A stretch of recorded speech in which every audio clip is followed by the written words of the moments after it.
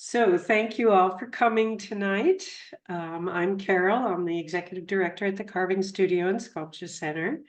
And we have a couple of announcements, not only about this evening's talk, but also for the series, which starts tonight. And we have one in March on the 21st, which will be the start of spring, which is auspicious. And April 22, we have, I'm sorry, April 18th, we have Hiro Fukawa. And we haven't confirmed the May person as yet. So these series really give us a chance to see work that's being done without having to step into a gallery, but hopefully you will follow up with a visit to a gallery and do some more research on their work. So our guest tonight is Ian Swordy. He is a sculptor from Brooklyn, New York, and writer. He graduated from Hunter College in 2007 and received an MFA from Yale University shortly after. He has extensive exhibitions history, including direct carving and hammer time in Moskowitz Bayse in Los Angeles. That was a one-person exhibit, and several other exhibits around the country. And we're really looking forward to learning more about his work and his insights to his art practice. So please, Ian. Well, all right. Thank you, everyone, for coming. My name's Ian Swordy. I just wanted to say thank you so much to Carving Studio, to Olivia and Carol and Gabe and Bea for making the Carving Studio run. I think it's really like a real actual national treasure for sculpture in America right now, and I think it should be considered and funded appropriately. As a way of introducing myself to all of you and to my work, I'm really gonna actually just kind of spend the first big part of this really kind of talking about my ideas. Just to tell you a little bit about myself, I grew up on the South Shore of Long Island. My first big sort of creative activity was sort of radical street protest, which is something that I got into when I was a teenager. I'm bringing it up now because it sort of comes up a little bit later. I got then into punk rock, which took me into the city to start a band. The approach to that music, where you might not need to know how to play an instrument, but you just pick one up and you start going, is sort of an approach that I've been bringing to a lot of things in my life, and was also the approach that I sort of took to stone carving. My interest in radical politics, however, did spring from being into Marxist political theory, which got me very interested in studying cultural anthropology, which is really remains a passion of mine in the way that I'm thinking about stone carving, and really maybe also thinking about what art can be to one's life, and even how it can integrate with society more in general. But I guess I'm going to just start by going through a bunch of slides, which will be sort of just about the history of stone and humanity. And then I'm going to bring in some modern art, and then some slides of my own work at the end. I think I'll sort of just get going on it, but to sort of ground everybody in the way and sort of what I'm thinking about, I'll tell you the way that I introduce all of my sort of freshman sculpture classes to try and grab their attention and get them on the page with what I'm thinking. I always say, welcome to your first sculpture class. Math and science may teach you a lot about what the world is made out of, but it doesn't tell you anything about what the world means. Meaning is the provenance of art. Life is suffering. Meaningless suffering is intolerable. For this reason, if we're not in charge of deciding what things in our life mean, somebody else is deciding what our life means for us. And they're probably trying to sell us something or to steal our time at a bargain rate. So we're going to learn how to create meaning through learning the history of art and how to make art and grab back control of our lives. And then I always begin all my classes by hitting them with this first slide. Is everybody looking at the screen now? Are we seeing a stone? Okay, great, thank you. So anyway, this is how I like to introduce all of my sculpture classes, with this stone. This stone, this is really one of the oldest stones altered by a human hand that we know. This is almost like a 2 million-year-old stone. But why have we saved this? Why is it in the museum? Why do we love it so much? Because this stone was obviously used and then carried and then used again. This was a stone that somebody had decided that this was their perfect stone. You'll find chimpanzees and gorillas, you'll find other primates around in the world. They will pick up a stone and smash something with it, but they'll always leave it. There's no other primate on Earth that is grabbing a stone, understanding it to be their perfect stone, and carrying it around with them. This is a stone which has been cared for. So as we look at the way that, at the different markings on the stone, the residuals of like everyday use, we look at this stone, and what's exciting about it isn't necessarily what it means for what this individual thought about this stone. It's the way that this individual treated this stone tells us something about what the individual thought about themselves. The idea that this is like a stone that we're going to then carry with us into time, we're going to want to have this stone again tomorrow, implies a thinking about tomorrow, an understanding of oneself in a sequence of days. We're anticipating what's going to happen, and we want to make sure that we have this stone with us. I'm going to try and go faster because we're 2 million years ago still. Stones like this, we begin to see almost everywhere and immediately. This stone is also almost 2 million years old. It would have been made by a Homo erectus. The important thing here that I want to point out is before 2 million years ago, you can dig and dig and dig and you will not find a single one of these. Starting 2 million years ago, you begin to see them everywhere. I bring that up only to point out that once we start to do this, once one individual started to do it, every single one, because our species are mimetic. We are a copying creature. When we see one do, we do alike.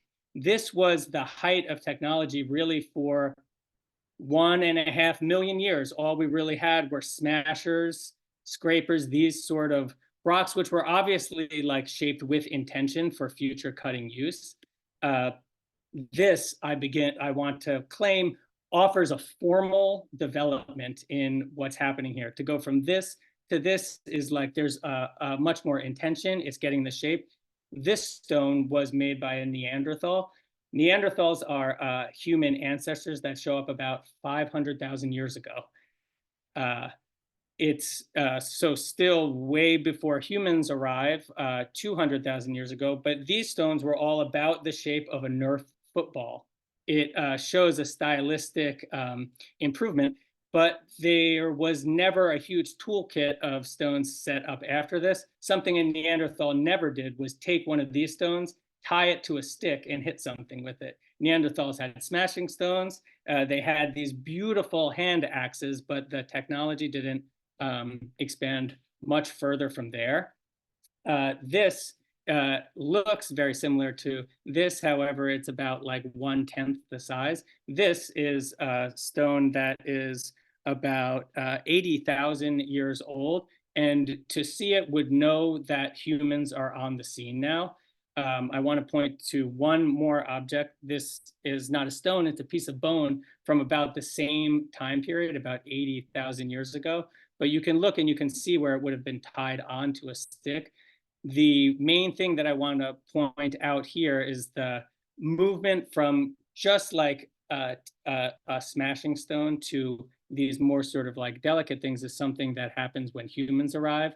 But because this is a lecture on sculpture, we'll get very quickly to our most exciting thing, which is these Venus figures. What I want to say about these Venus figures is that when Neanderthals were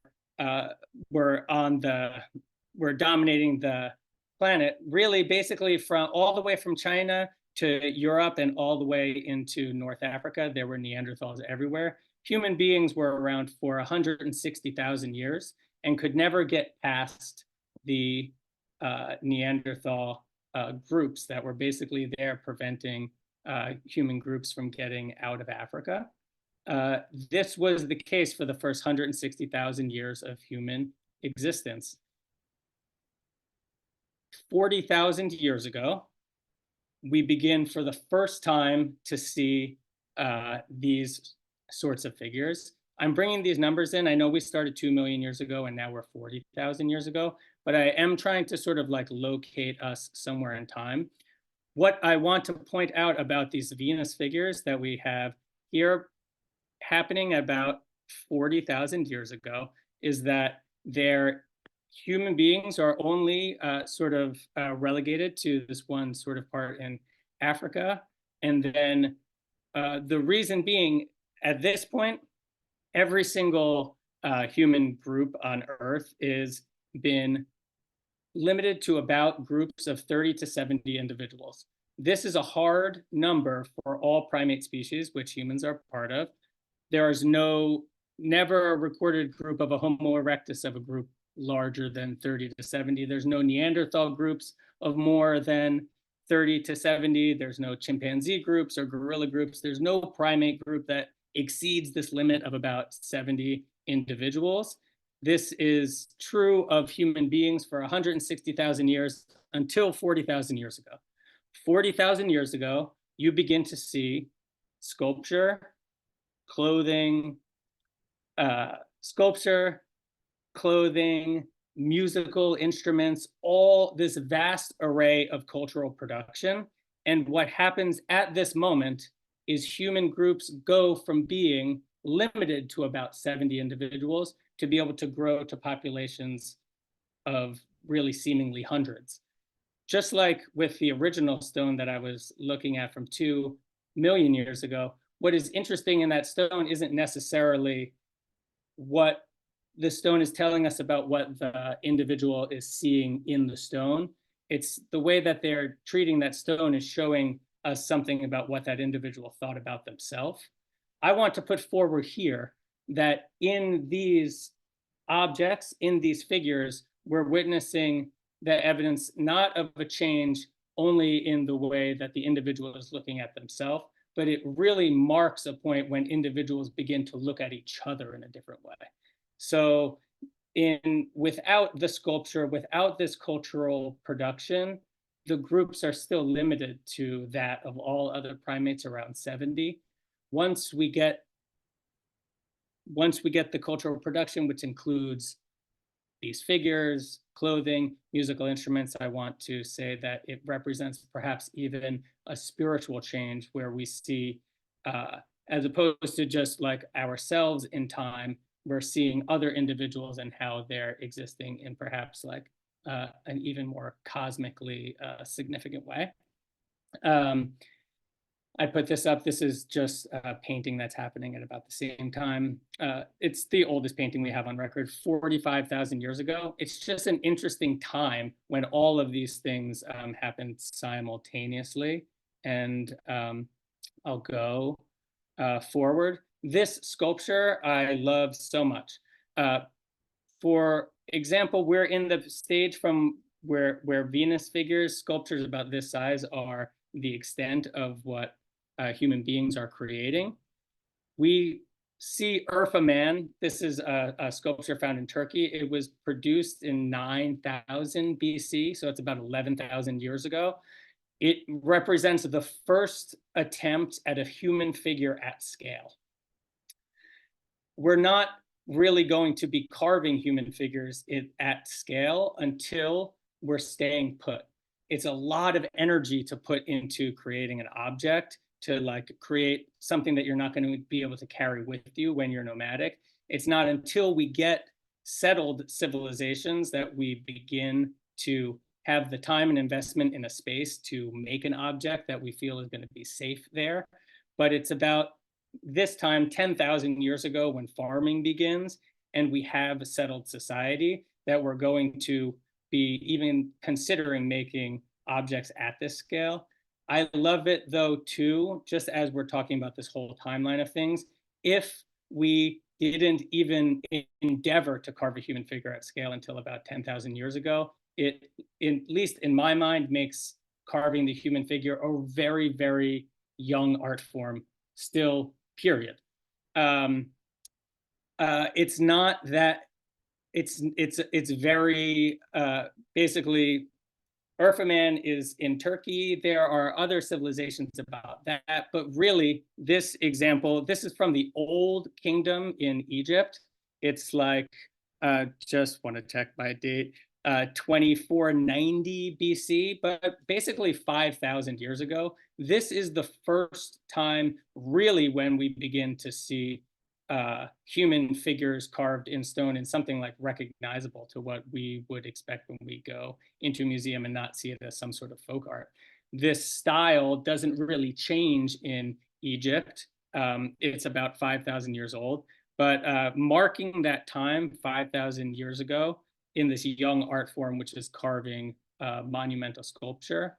I love this image. This is one of my favorite objects in the world. It's at the Metropolitan Museum of Art right now. I go there just to see it. This is a Greek sculpture, a Greek Cycladic sculpture, but it's about 4,000 years old. Only to say, in the place where we have come to know and think about these really hyper-realistic, like very detailed human figures, that was a very new art form to that area, even within a timeline when this is being carved in Egypt, in the Greek islands, where the height of what is going to be like our figurative form, this is what they're doing 4,000 years ago, just to put how quickly all of this development is happening and how close we can feel in proximity to it. This is a Greek sculpture.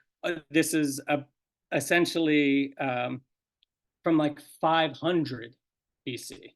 This is what's happening in Greece. It's obviously a reference to somebody had obviously gone to Egypt. They were carving this, they had gone to Egypt, and about 500 BC, this is what the Greek sculptures are looking like.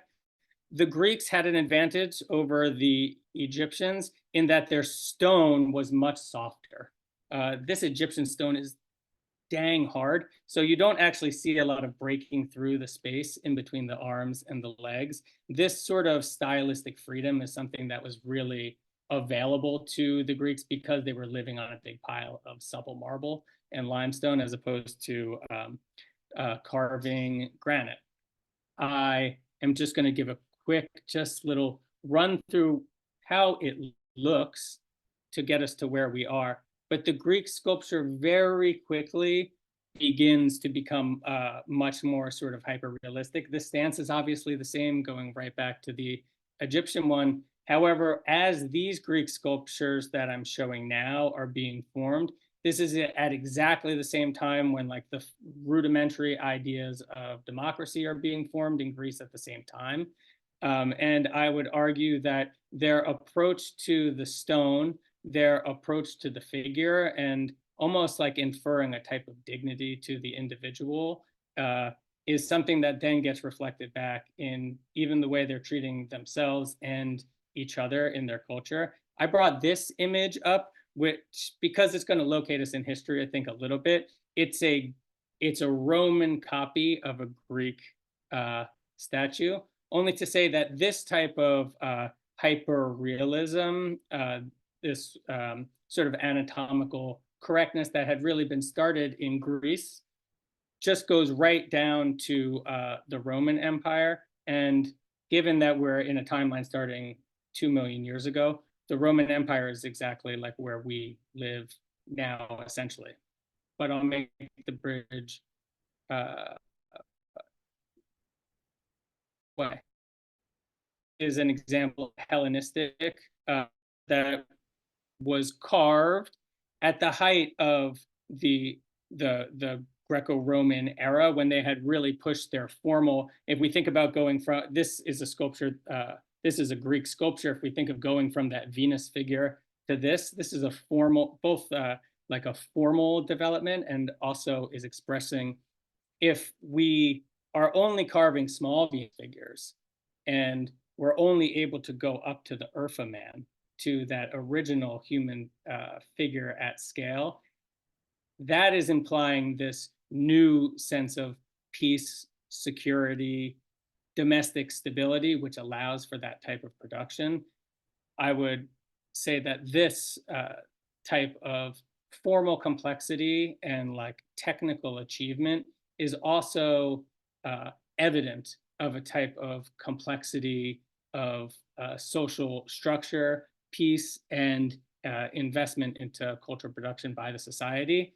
However, this sculpture literally was buried because society was falling apart, and those who were entrusted to it didn't want it to totally just be smashed and disappear into history.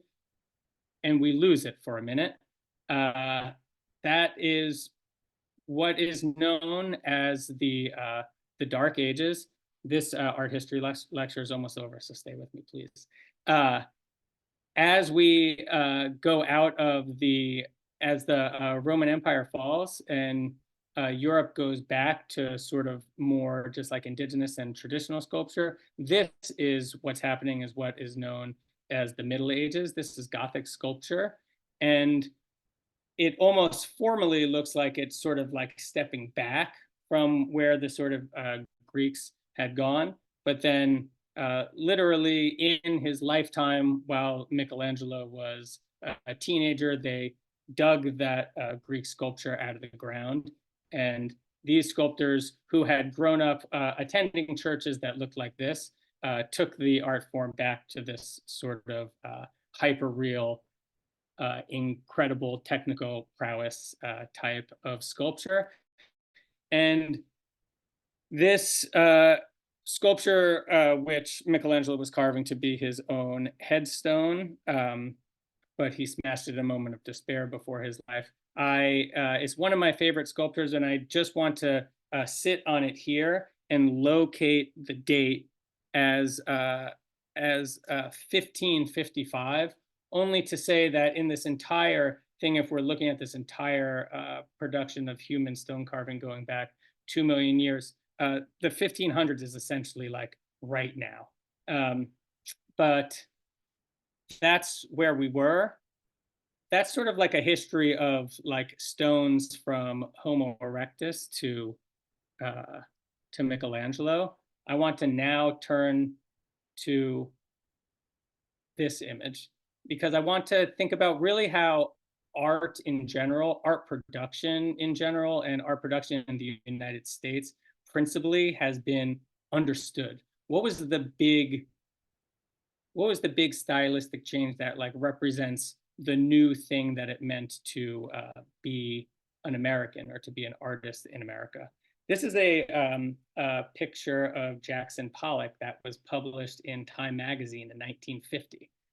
Why I would argue that this image was so transformative to the American art movement is not that everybody saw the way that Jackson Pollock was painting and said, I'm going to now go make these drippy paintings. What it said to an entire generation of young American artists is, you don't need to make the painting. The great thing is this photograph of this guy and this character doing this thing. The idea, and essentially this photograph inadvertently birthed performance art. It was created as a means of documenting something that was happening in painting, but all of a sudden, what this artwork was, what this painting was almost more of a media event and the creation of this new character in the world of like the painter, this sort of like disheveled bohemian American expressing his emotions. When I got to art school when I was 24, I had been doing just like radical street theater to protest the unjust wars that were going on at the time, and uh, making punk rock music. I found this history of art and saw a place to step in. As like a committed stone carver now, it is like something that I got to later in my career. This is an image. I'm just going to go through a series of a few of my favorite, or maybe like the most influential works of this genre. This is Yves Klein, 1960, Leap into the Void. He jumped off the roof, leap into the void to get the image. This is a piece called Shoot by the artist Chris Burden. It's 1971. The Vietnam War is going on. Chris Burden has friends that he had gone to high school who had gotten shot and died in the Vietnam War. He went into an art gallery in Los Angeles and had his friend shoot him through the arm. The idea is that you don't need to make the painting anymore. That the idea is really that like where the work of the art is in the action, like how one is committing their body to being in the world, almost as an act of poetry to comment on the world itself. Bastian Otter, great artist and educator from Los Angeles, decided that he was going to single-handedly sail this boat from Cape Cod back to Europe. In this piece called In Search of the Miraculous, he sent this postcard out to like 1,000 of his friends, and his boat washed up 4 months later on the shore of Ireland. I'm showing you this because this is what I was really into when I was in my 20s. And it eventually, but it's really the type of like commitment to serious commitment to the project, and also just thinking about how one's actions are necessarily perhaps always a reflection on the way one wants to respond to the culture that they're in and the moment that they're finding themselves in. This is called The Breakup Piece. Marina Abramovic has become sort of an international celebrity if we're not familiar with her work. This is Marina and her, well, boyfriend, Ulay. They had been did a series of performances together for 10 years and then began walking towards each other from opposite ends of the Great Wall of China. They met in the middle, hugged, and broke up. It's called Breakup Piece, 1988. I loved this stuff, I really did. This piece by Tek-Ning Heish and Linda Montano, they were tied together by this rope for a full calendar year. Tek-Ning Heish, difficult to convey the spelling of the name in that pronunciation, but it's work that I really encourage people to look into. This is Jerry Rubin and Abby Hoffman. They were like radical leftists in New York in the 60s. They went into the New York Stock Exchange in 1967 and threw 500 single-dollar bills over the balcony.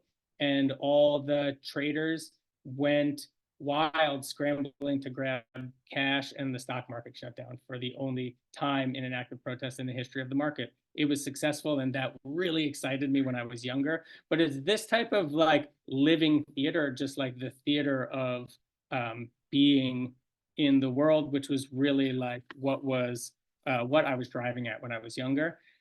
how is that art? Why is that art? Why would we ever even consider that art?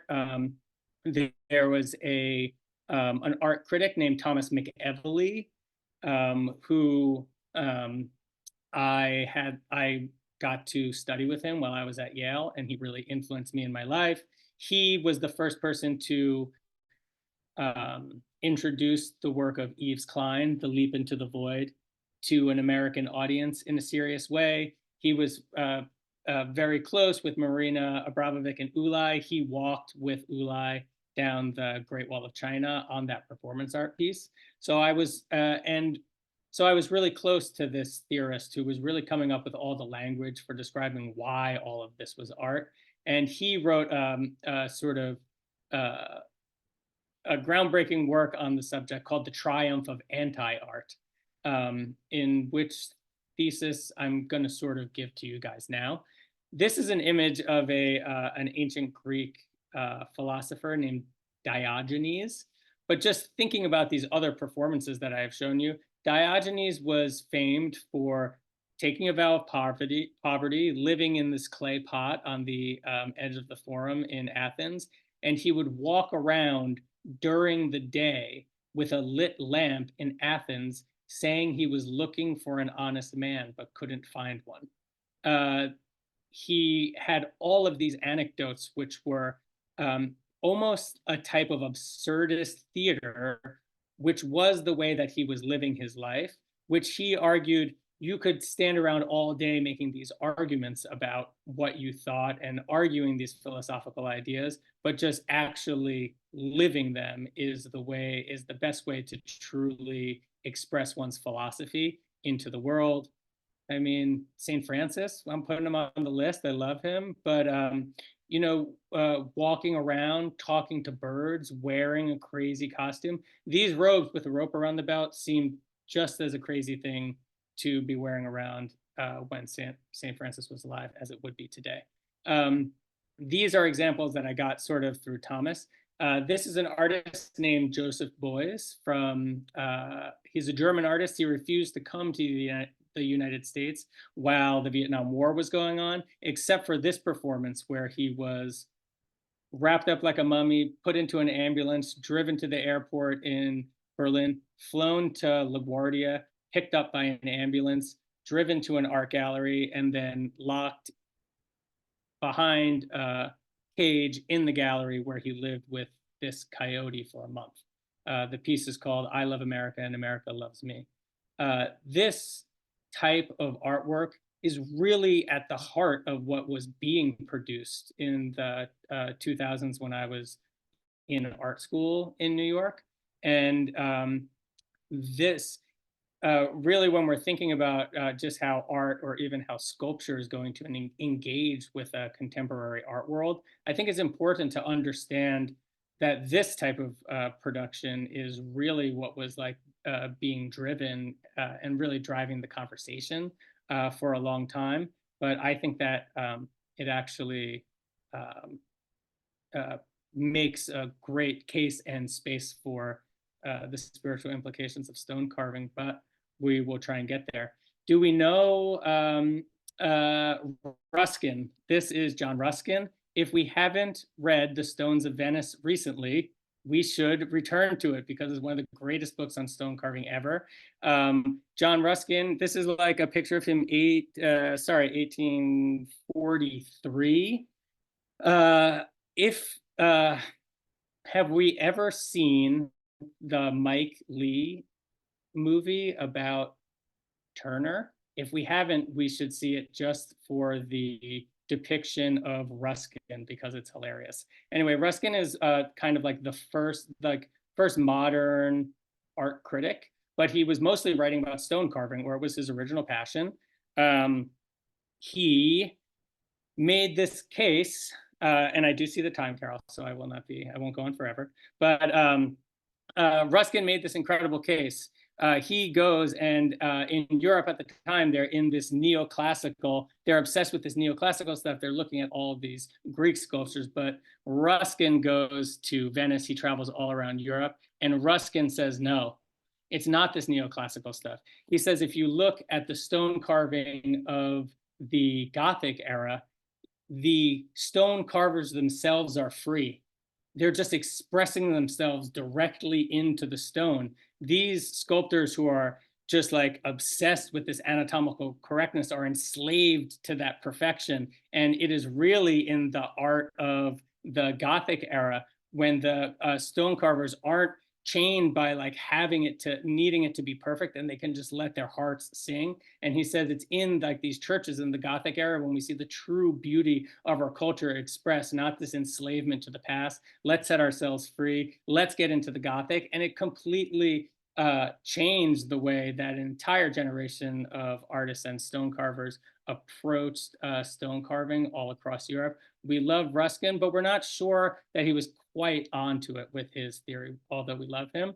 I couldn't find a bigger image of this, but this is this guy, Adrian Stokes, who I'm really very much into. He is really the heir to Ruskin's seat as sort of like the main theorist around stone carving, but he is writing around 1900. This is so important as we draw closer to the work that I'm interested in making.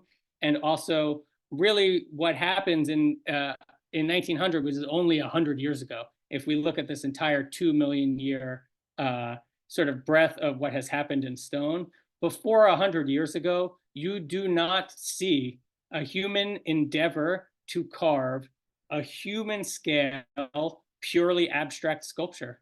It's just not something that happens. It's not something that any of the cultures were looking towards. In modernism, from music to architecture, painting, and sculpture, the big exciting thing was abstraction. And this got applied to all sort of cultural fields.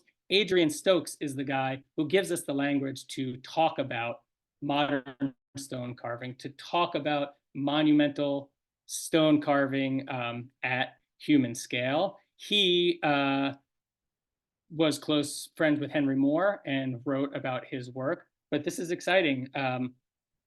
Abstract stone carving at human scale is a very new art form.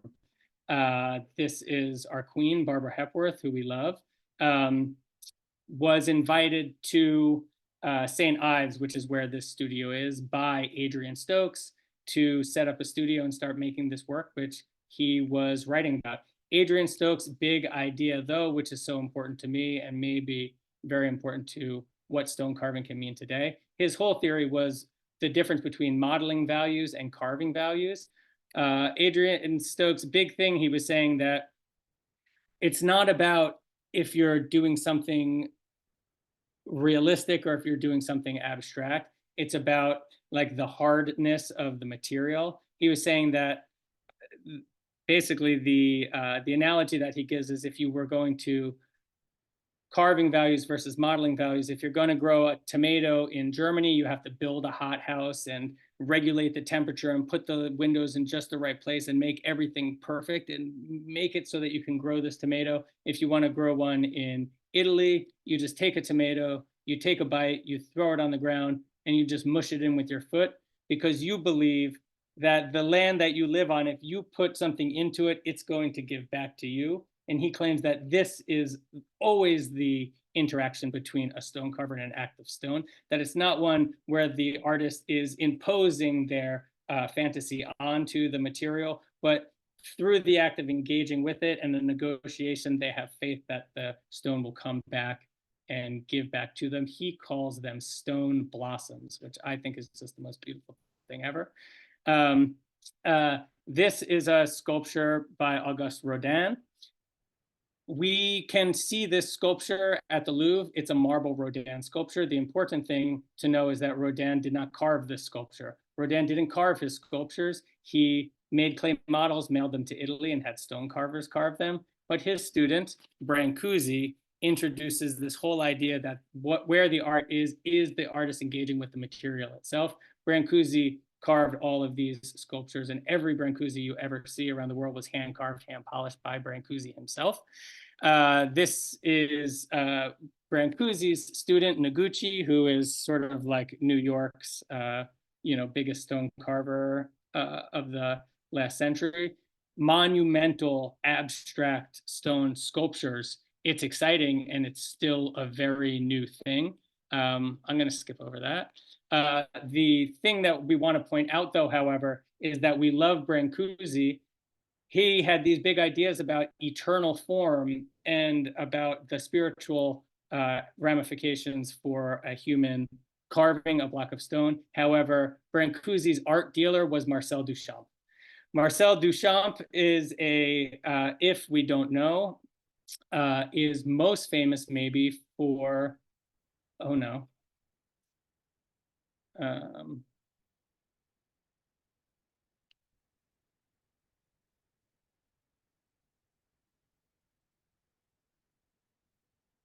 Did we lose my, dang.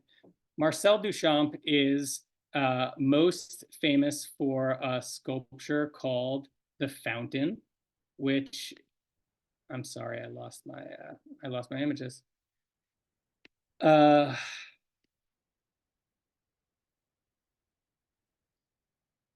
Fountain is a famous sculpture which you may have seen, which is, can you guys see my screen again?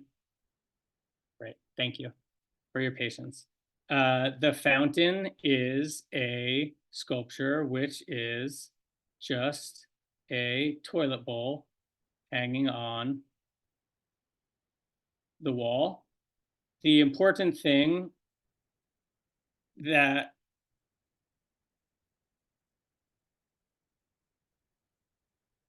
The Fountain is just a toilet bowl. It was put forth as and is known as sort of like the most influential sculpture of the past 100 years. The important thing is that it's not a sculpture. Duchamp was saying that it's not the object itself, that all things are actually relative, and that it's really the conversation that you're having about the thing. It's an interesting idea. Marcel Duchamp actually just quit making art to play chess for the last 60 years of his life. He said that the art was all in the head. It was interesting, and he sold a lot of Brancusi sculptures. Unfortunately, because Duchamp's ideas about what Brancusi sculptures meant, we have a impoverished idea in American art history about really what Brancusi sculptures meant and really what stone carving can mean in general. I want to just, now we're here in the current day. These next three, I would just want to say that now in the contemporary art world that I'm living in New York, probably 95% of the stone carving that you're going to see in a museum or a gallery is carved by a robotic arm. This is a sculpture by an artist, Barry X. Ball. It's called Hermaphrodite, 2008. If it looks like he just scanned a Bernini sculpture, had a CNC machine carve it into a really nice stone, and then polish an army of people to make it shine for him, that's exactly right. That's exactly what this sculpture is. This is a sculpture by a guy, Adam Parker Smith. He's a sculptor that's my age. I don't bring all of this up to disparage these artists. To see a polished piece of stone is always somewhat arresting, I would argue. But again, all of the sculptures that I've really been seeing lately in the contemporary art world are being carved by a CNC machine. This is also a sculpture by an artist named Sanford Biggers.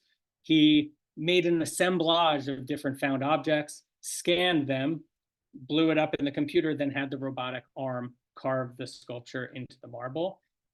If we go all the way back to the beginning of this lecture and we say that really what the most interesting thing is about that first stone that I showed you is that by seeing the way that the individual treated that stone says something about how the individual sees themselves and perhaps how they can engage in the world that they're finding themselves in. I want to put forward that at this moment, most of the stone carving that is coming up in the contemporary art world is really not being touched by the artists at all. It's not completely unprecedented in art history, as we know that Rodin himself did not carve his sculptures. He sent them out to Italy to be carved by somebody else.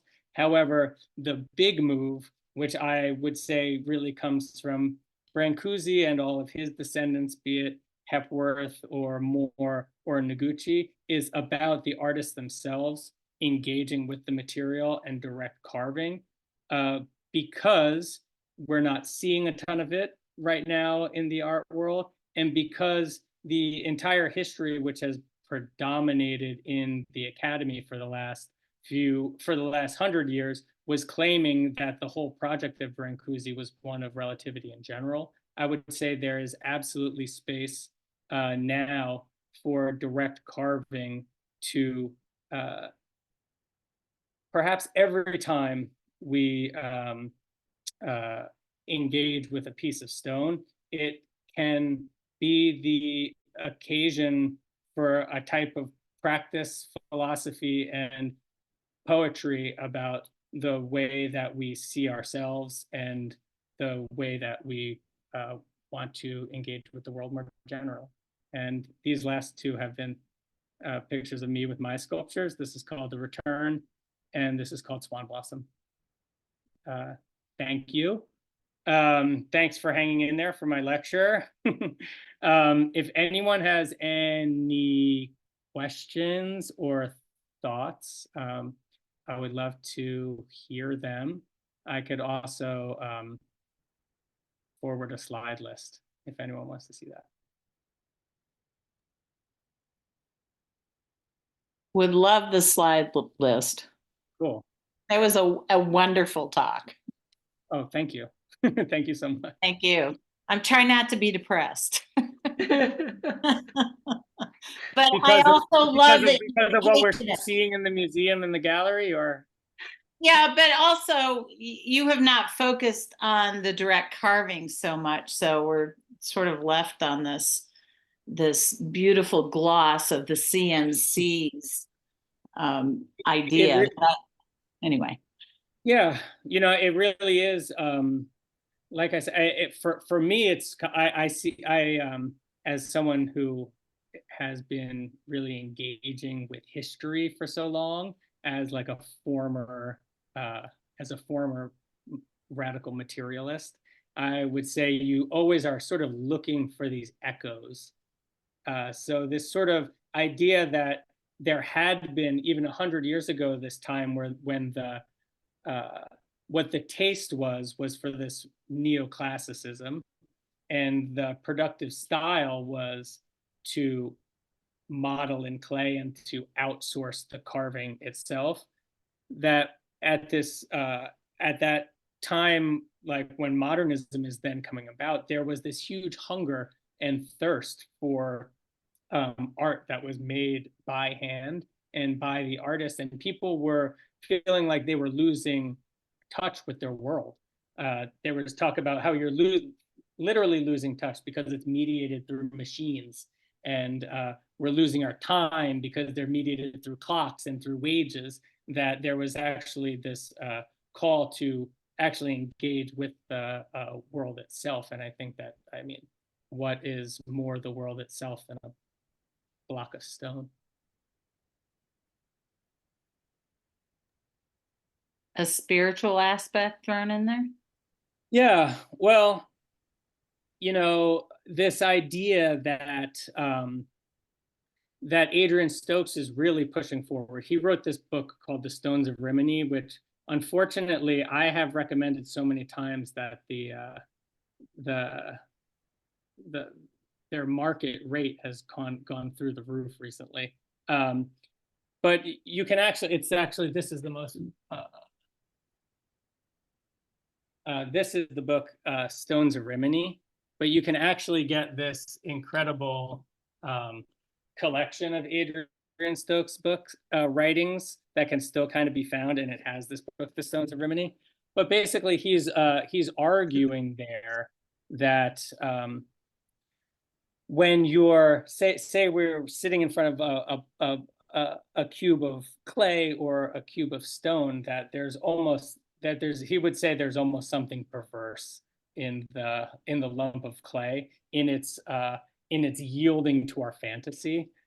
Adrian Stokes was big on psychoanalysis, but he argues that because the stone is pushing back at you, that there is a inherently type of humility and a type of faith required to even endeavor to carve a piece of stone. And I would say that my experience, that has been true to be the case.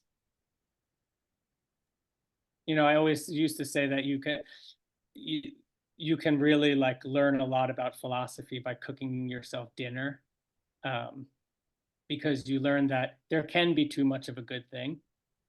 You know, no salt is a mess, but too much salt will spoil the soup. You can learn that it doesn't, you don't get the same result by just by doubling the temperature. You know, there are things which can only be done slowly through time.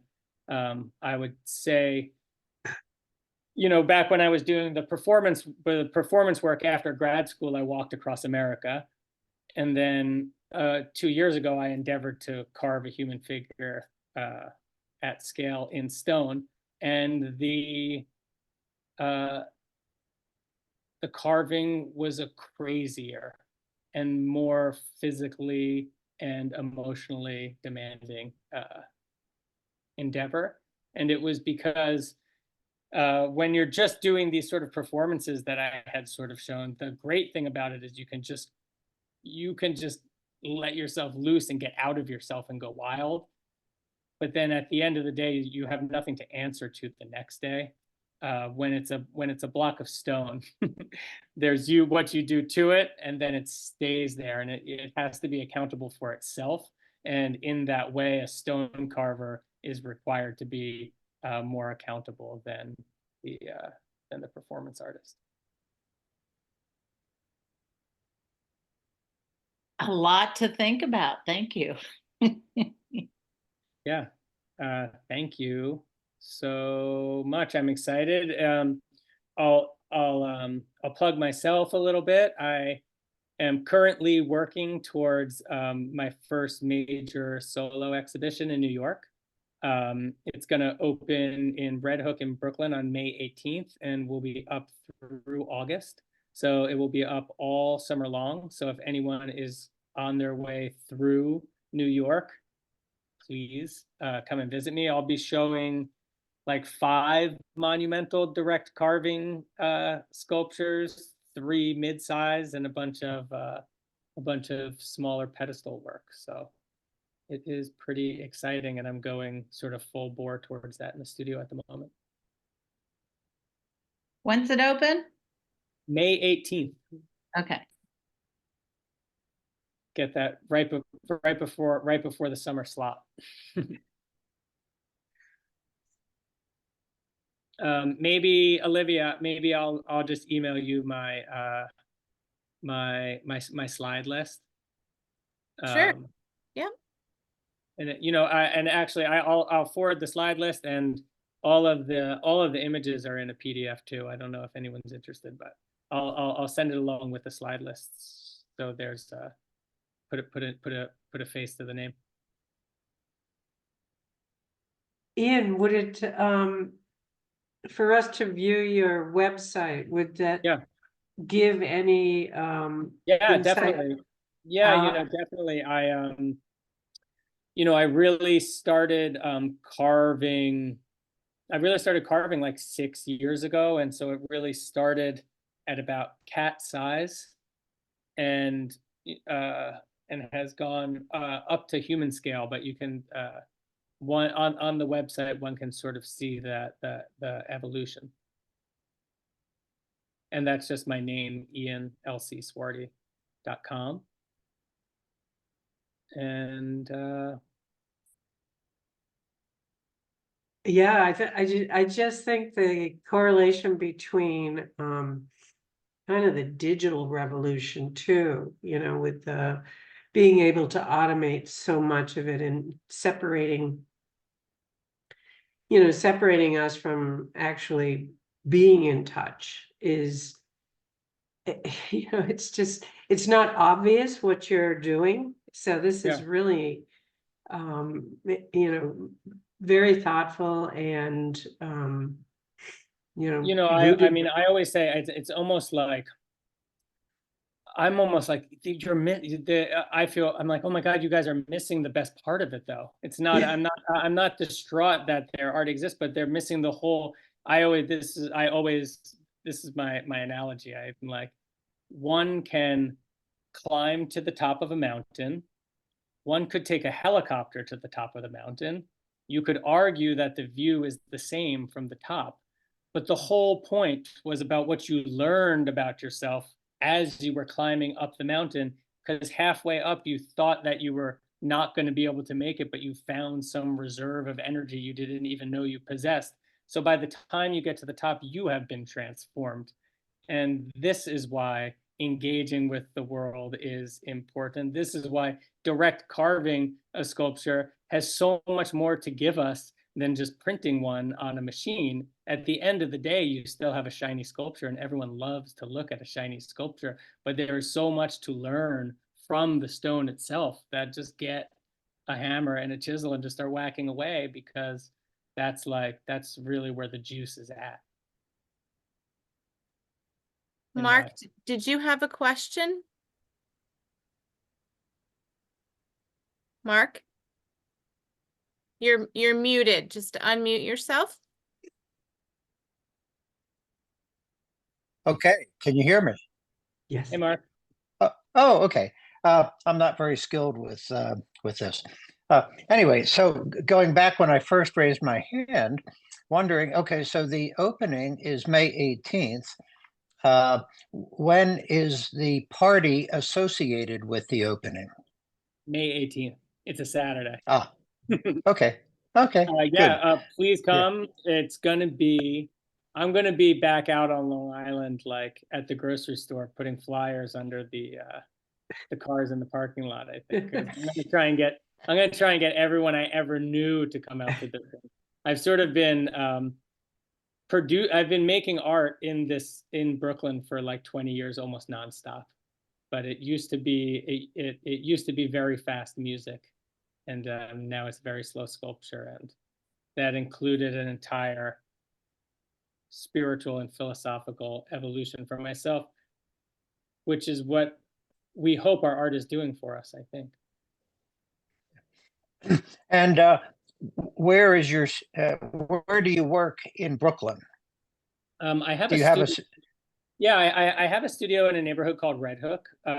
Sorry, Red Hook is where the show's going to be. I have a studio in a neighborhood called Brownsville. It's one of the last still industrial areas in New York City. And there's actually a little area where there's 5 businesses that polish all the marble countertops for the tri-state area. So I rent a little corner of their yard where I carve my big sculptures, and then I rent the back of their sink warehouse as my dry space.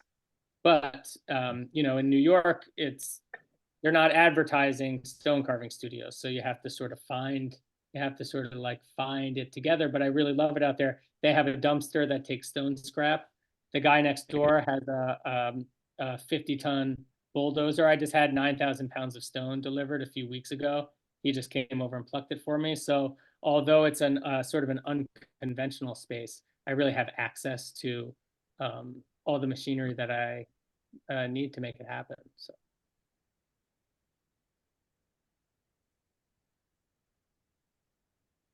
Studio visits available. Oh, I've lost you. You're frozen in time. Sorry, Mark. We can hear you. Where I'm sitting, you're frozen in time. I found as a sculptor, I do mainly metal work, some woodwork, that idea of working with the people who are doing production for houses and restaurants and hotels and so on, that if you can make those relationships, that you can create little niche areas to do that work, that they're sort of fascinated with it and will allow you to rent, if you pay them, to help you get what you need to do, even though they're I found an incredible community of people. And like coming from being in a band and just like doing records and coming from a scene, like I love the theater of like executing the whole project, getting the stones delivered and figuring it out is such a great part of it. I just want to add a couple of things about the residency that Ian made this piece in particular last summer. We all just celebrated when he went through the top of it and made that hole and came out the other side. It was like the whole place erupted because he was howling almost. It was a performance. And, you know, at different stages too. That one was like the pinnacle, but there was a lot of engagement with him working on site and, you know, people coming and going and really just trying to figure out what he was doing and have him talk about, and he did give little bits of insight, but he was there to work, and it was with such a passion and vigor that I think most of us felt pretty inspired by it. Thank you, Carol. I had such an incredible time being there. And as I said, I really think it's like an incredible resource that you guys have up there. There's nowhere else really, I don't think, in America. I know there's a couple of symposiums that happen, but to really go and be able to focus on stone carving, and not to mention this is the fact that we're living on this incredible vein of this beautiful stone is such like a privilege. It came up in my lecture a little bit. Part of what is so exciting about the different stone carving from the different places is it's really like an expression of the indigenous material that they have access to. So the fact that really from Vermont to North Carolina, we're like living on top of this vein of this like carvable, incredibly beautiful stone is such a boon for us.